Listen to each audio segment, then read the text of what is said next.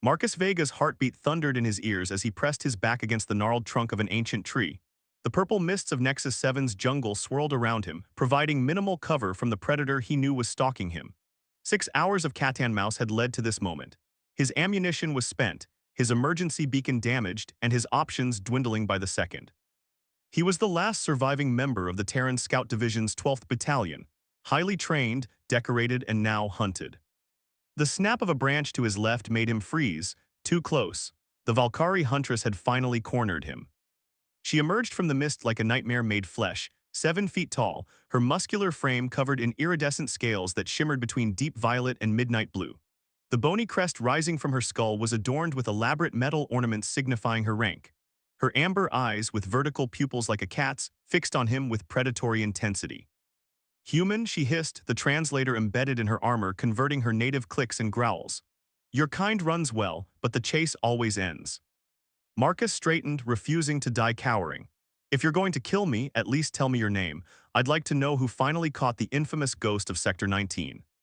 A flicker of surprise crossed her alien features. "I am Kira, blade bearer of the Crimson Fang clan." She unsheathed a curved blade from her forearm gauntlet. "Few humans request the honor of knowing their executioner." "I'm not like most humans you've hunted." "No," she agreed, circling him slowly. "Most don't evade me for so long. Your tactics were unexpected." That's when Marcus saw it, the subtle twitch at the corner of her jaw, the almost imperceptible tremor in her hand. Signs he'd been trained to recognize in any sentient species. Fear. Not of him physically, she could snap him in two without effort. This was something deeper, more fundamental, something she was hiding. "You don't want to kill me," he said quietly. Her posture stiffened. "You know nothing of what I want, prey. I know your people claim humans are mindless animals, dangerous vermin to be exterminated." Marcus took a calculated risk and stepped toward her. "But you've been watching me, you've seen how I think, how I plan, you know that's a lie." The blade in her hand wavered. "Propaganda exists in all wars." "Is that why you're afraid? Because killing me would mean confronting the truth?" Her scales flared in what he recognized as their species' display of anger, or was it defensive posturing? "I fear nothing, least of all a cornered human." "Then why haven't you struck?" Marcus spread his empty hands. "I'm unarmed, exhausted, an easy kill for your record, yet we're still talking." Kira's amber eyes narrowed. "Perhaps I enjoy toying with my prey." "Or perhaps," Marcus said, taking another step closer, "you're beginning to question everything your superiors told you about us." Her nostrils flared, taking in his scent. A conflicted expression crossed her alien features. "You smell of courage, not fear." She seemed troubled by this observation. "The elders say humans are driven only by base instincts. They do not show honor in the face of death." Maybe they've been wrong about a lot of things. A distant explosion lit the sky, followed by the howl of atmospheric fighters.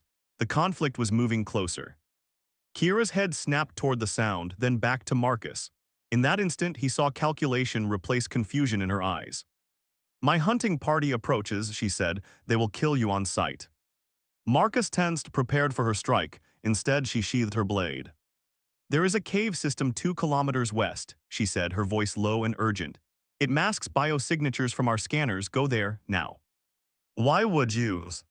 "Because your eyes see too much, human, and because I need answers." She stepped back into the mist. "If you survive until nightfall, perhaps we will both find what we seek." Then she was gone, leaving Marcus with a choice. Trust the enemy who had hunted him, or face certain death from the approaching Valkyrie squadron. He chose the impossible option. He ran west, toward the caves, and toward whatever dangerous connection had sparked between predator and prey. The cave's luminescent fungi cast an eerie blue glow across Marcus's face as he surveyed his meager supplies. 1 day's worth of rations, a multi-tool, and a half-depleted medkit. Not exactly ideal for surviving on a hostile moon with an entire Valkyrie hunting party searching for him. A sound at the cave entrance made him reach for his knife, the only weapon he had left.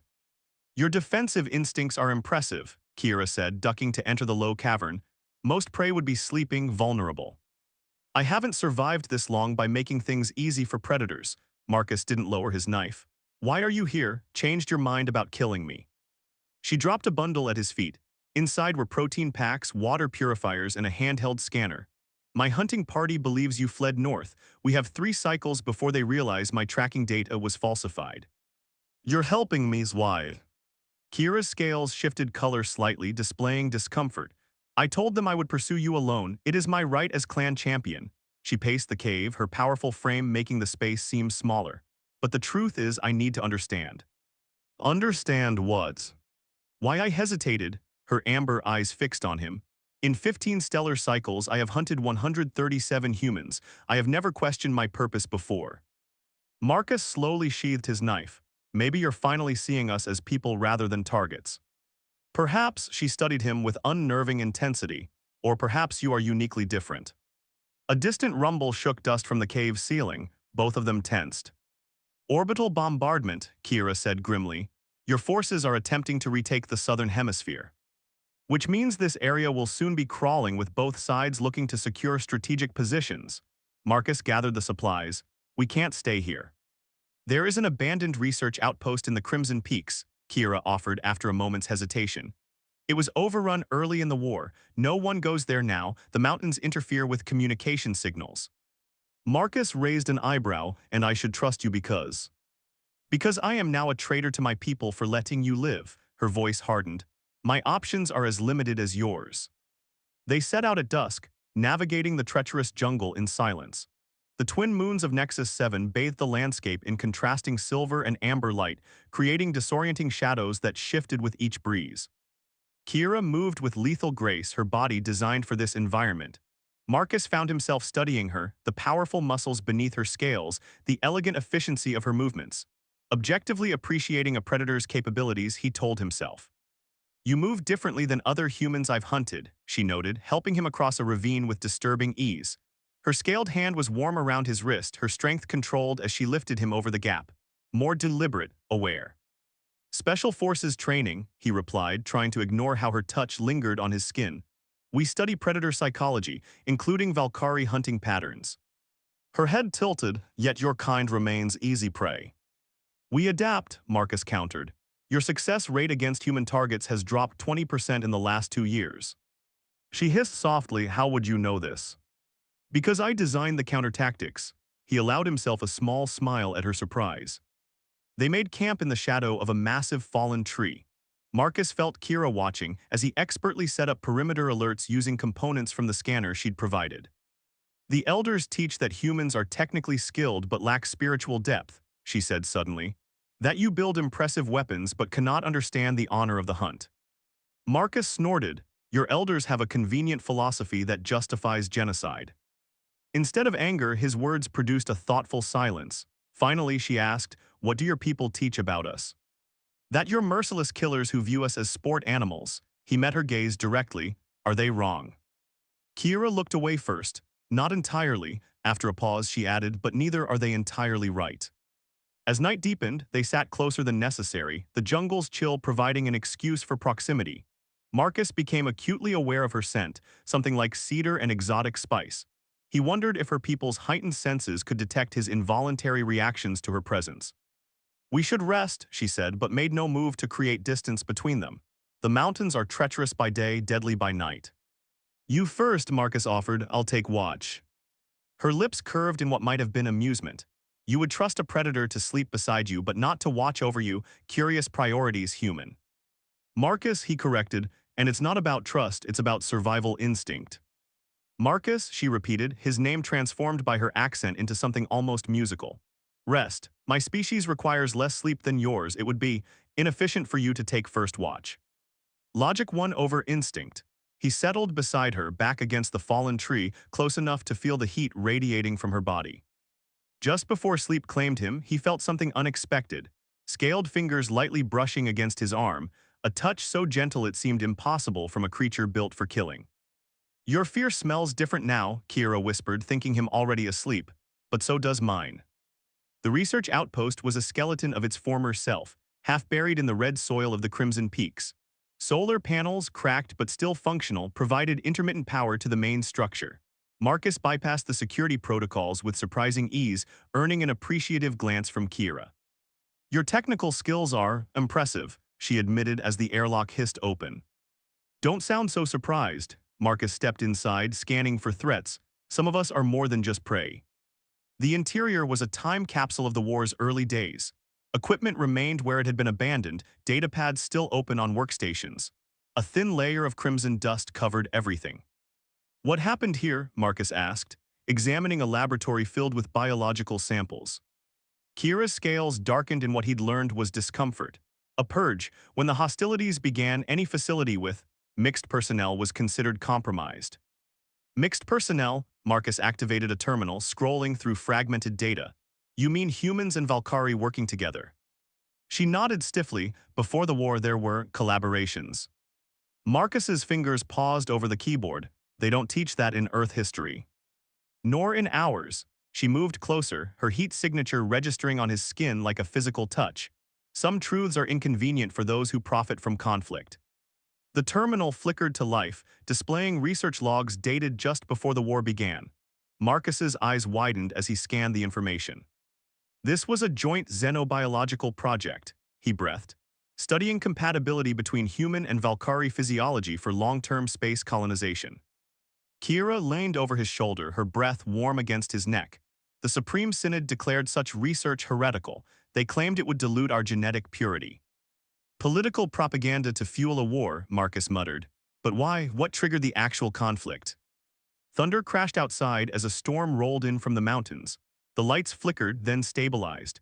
They silently agreed to pause their investigation and secure the outpost. Later, as rain lashed against the reinforced windows, they sat across from each other in what had once been a communal mess hall. The electric heater between them cast warm light across Kira's scales, making them shimmer with iridescent beauty. My father was a genetic researcher, she said suddenly, breaking the silence. He disappeared just before the war declaration. I was told he died honorably in service to the Synod. Marcus watched her fingers trace patterns on the table's surface. But you don't believe that anymore.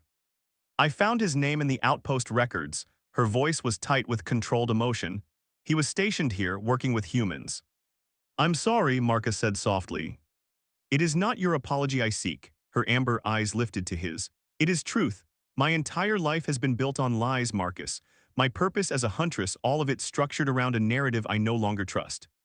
Something shifted between them in that moment, a barrier dissolving, replaced by fragile understanding. There's more, Marcus said gently. The terminal contains medical data, compatibility studies between our species. Her head tilted questioningly.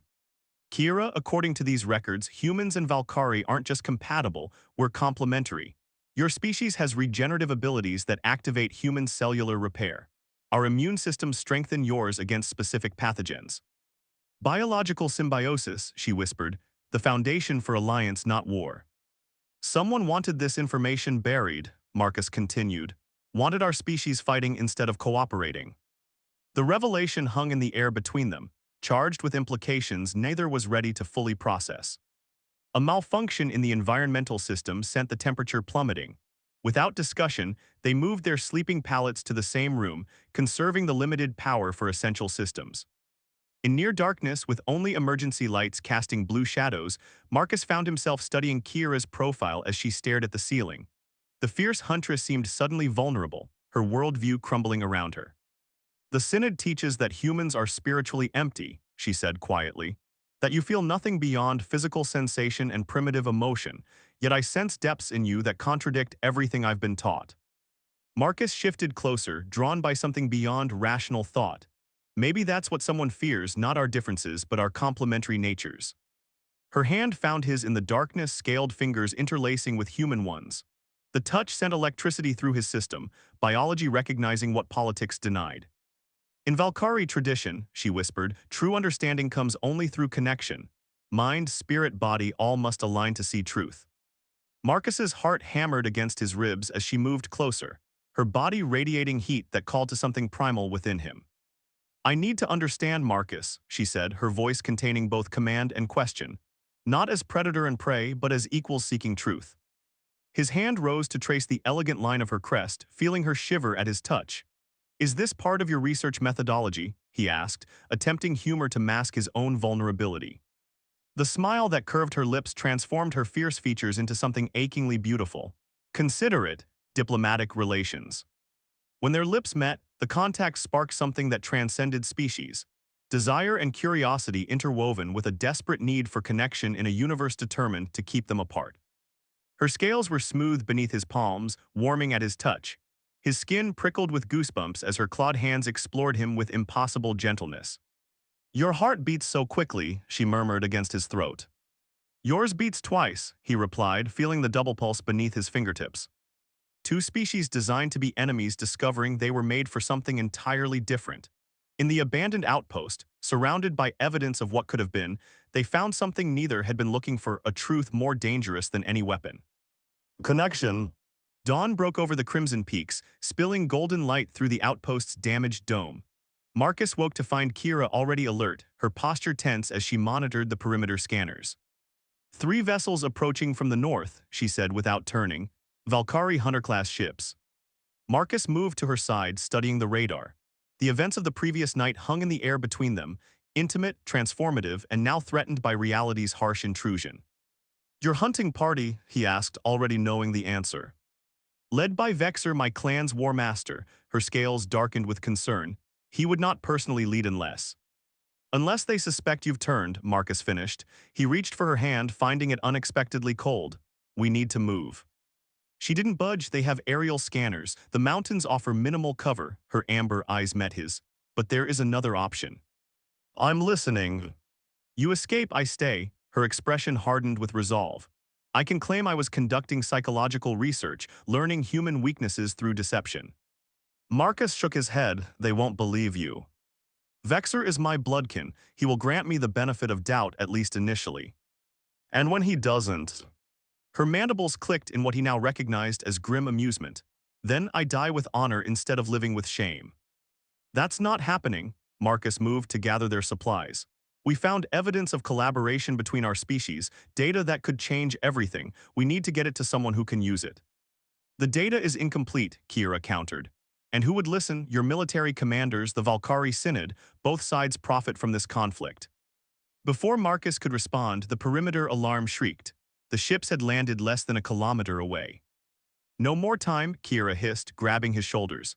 "Marcus, listen to me. What happened between us, it was real. But it changes nothing in this war unless we can survive to make it mean something." His hands found her face, tracing the elegant line of her jaw. "I'm not leaving you behind." "You must." She pressed something into his palm, a date, a crystal. "This contains everything from the terminal plus my genetic identifier. Find someone you trust, show them the truth." The sound of approaching ships grew louder. "The western ridge has a series of caves," she continued urgently. "Follow them through to the valley. There's a human outpost 20 kilometers beyond. You can make it by nightfall." Marcus pulled her into a fierce kiss, feeling her respond with equal intensity before she pushed him away. "Go," she whispered, "now." He ran, the data crystal clutched in his fist, hatred for himself burning with each step that took him away from her. The caves were where she described, a labyrinthine network of tunnels formed by ancient lava flows. Hidden in the shadows, he watched as 3 Valkyrie ships surrounded the outpost. Warriors in ceremonial battle armor disembarked, led by a massive male with crimson markings across his scales. Vexer, he presumed. Kira emerged from the outpost, her posture proud and aggressive, every inch the elite Huntress. Even from a distance, Marcus could read the confrontation in their body language, Vexer gesturing accusingly at the outpost, Kira responding with practiced disdain.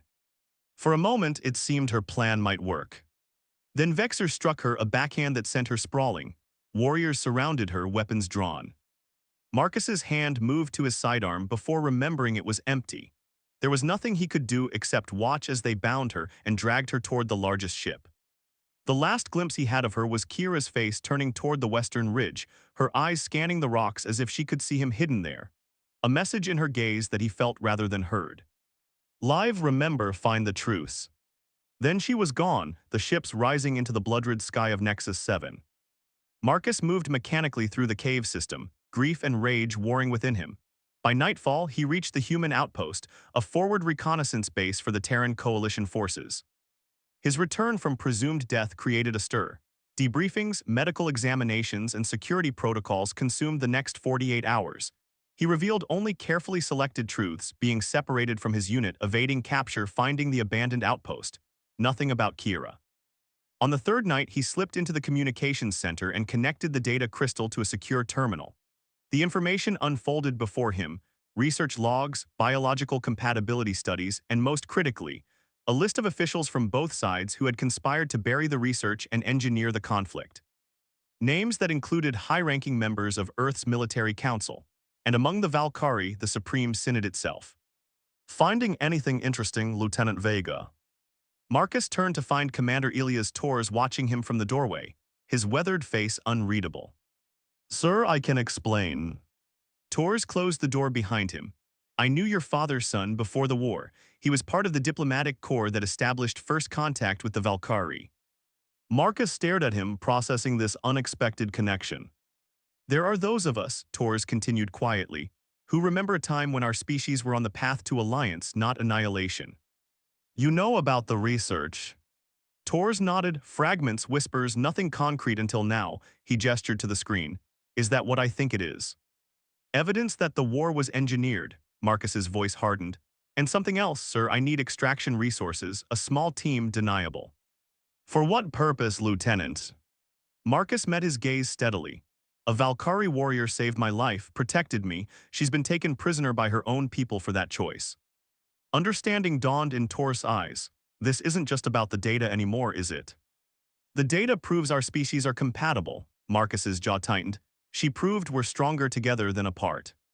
Torres was silent for a long moment, studying him with experienced eyes that saw more than Marcus intended to reveal. Rescuing a Valkyrie prisoner would be considered treason, he finally said. Yes, sir. And you're willing to risk that for one of them. Marcus thought of Kira, her fierce pride, her courage, the vulnerability she'd shown only to him, the truth they'd discovered together. Not for one of them, sir, for one of us, for what we could be. Torres sighed heavily. I must be getting soft in my old age. He pulled up a secure channel on the terminal. I know someone who might help, unofficial channels only. Hope flared in Marcus's chest for the first time since watching Kira dragged away. Thank you, sir. Don't thank me yet, son. Torres' expression was grave. Where they're likely taking her, it's the heart of Valkyrie military power, their orbital fortress. The Fang of Night, Marcus nodded, I know. No one's ever infiltrated it and lived to tell about it. Marcus thought of Kira's eyes in that final moment, filled with both resignation and fierce hope, of her scales warming beneath his touch, of the truth they had uncovered together. There's a first time for everything, sir.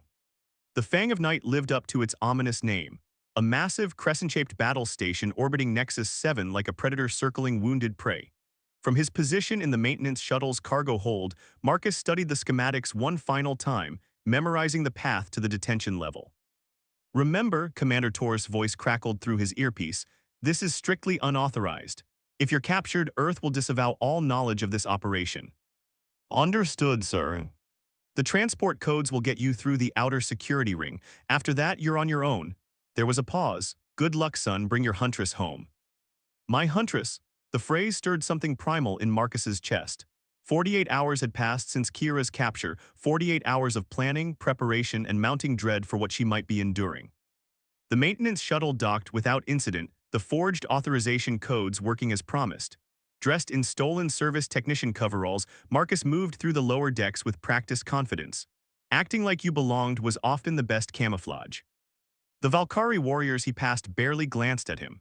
Service personnel were beneath their notice, a blind spot he exploited ruthlessly as he made his way toward the detention level. He'd memorized the guard rotation schedules, the security protocols, the location of surveillance blind spots. What he couldn't plan for was the emotional impact of being surrounded by enemies while searching for the one Valkyrie who had come to mean everything. The detention level was secured by biometric locks keyed to Valkyrie genetics. Marcus had prepared for this, carrying a synthesized sample of Kira's DNA extracted from the data crystal. The science was experimental, the chance of success minimal. He pressed the vial against the scanner, holding his breath. The door hissed open. Inside, rows of energy cells lined a circular chamber. Most were empty. The third cell on the right contained a slumped figure, scales dulled with exhaustion and pain. Kira. She looked up as he approached, disbelief washing over her features.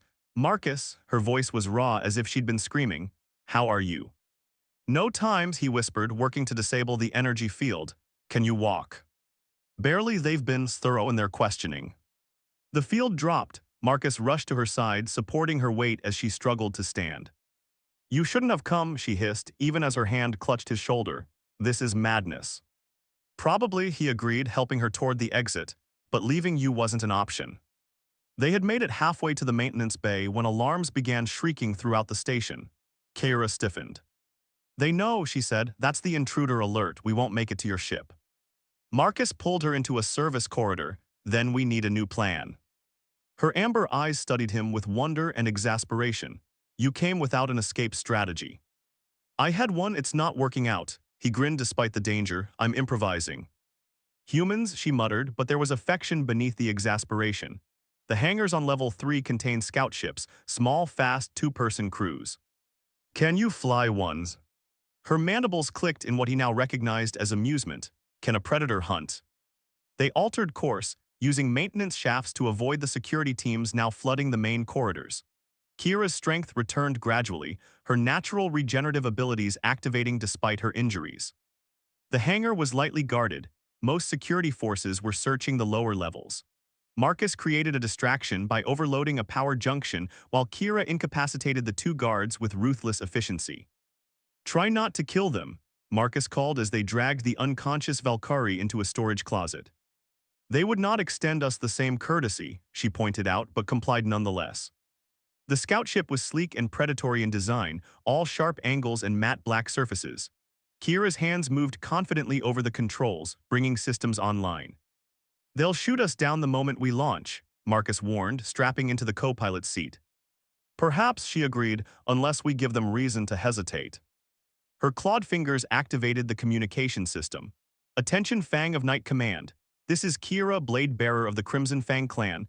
I have captured the human intruder and am pursuing his accomplices who have fled in a stolen transport, requesting clearance for immediate pursuit. A tense moment of silence followed. Clearance granted, a voice finally responded. Return the human for interrogation once the accomplices are neutralized. Kira silenced the comm and initiated launch sequence. We have perhaps 5 minutes before they realize the deception. The ship shot from the hangar bay, accelerating rapidly toward open space. Behind them, the Fang of Night loomed massive against the stars. Where to? Kira asked once they were clear of the immediate defense perimeter. Marcus handed her a data tablet. These coordinates, it's a rendezvous point Tor's arranged, a neutral freighter captain who owes him favors. She studied the navigation data, then him, and then. Then we disappear for a while, find people who will listen, use the data to expose the truth. The proximity alert blared. 3 Valkyrie fighters had launched from the battle station and were in pursuit. Hold on, Kira warned, her hands dancing across the controls. The scout ship plunged toward Nexus 7's atmosphere, executing maneuvers that pushed the inertial dampeners to their limits. Marcus gripped his seat as the ship bucked and rolled, Kira's piloting skills transforming their escape into a lethal dance among the stars. One pursuer crashed attempting to match her maneuvers. Another veered off after taking damage from debris. The third stayed with them, relentless. He's good, Kira muttered, respect in her voice. Vexer himself, I'd wager. A direct hit rocked their ship, sending damage reports cascading across the control panels. We can't outrun him, she said grimly, not with engine damage. Marcus studied the tactical display, an idea forming. We don't have to outrun him, just outlast him.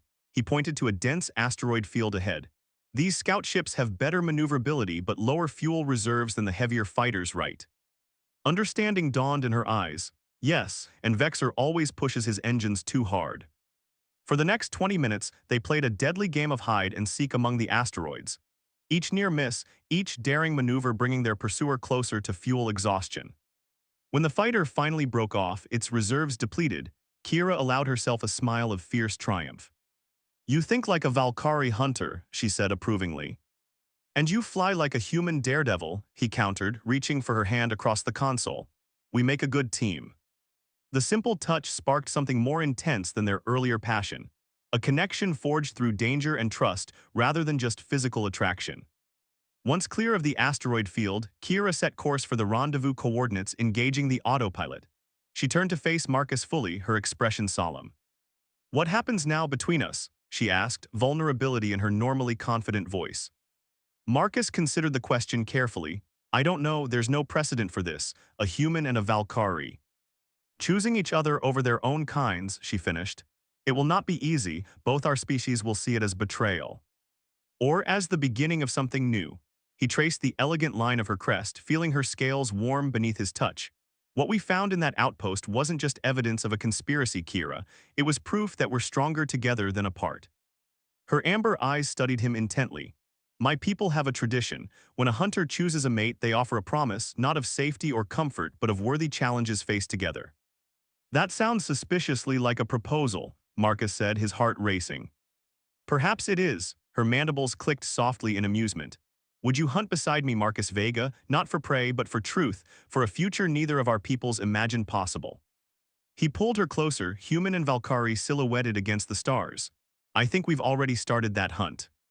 Their kiss bridged worlds that politics had torn apart, a silent promise more binding than any formal vow. The small scout ship continued its journey toward the rendezvous point, carrying not just two fugitives but the seeds of a different future, one where the lines between predator and prey dissolved, replaced by something far more revolutionary. Understanding, acceptance, connection. And something neither had expected to find in the midst of a genocidal war. Love that transcended biology, defied politics, and perhaps, just perhaps, might help heal the rift between their worlds. We'll be hunted, Kira whispered against his lips, by both sides. Marcus smiled, unafraid. Then it's a good thing I'm with the best huntress in the galaxy. Her answering smile was fierce and tender all at once. And I have the only prey who ever became my equal. The stars stretched before them, infinite possibilities in their light.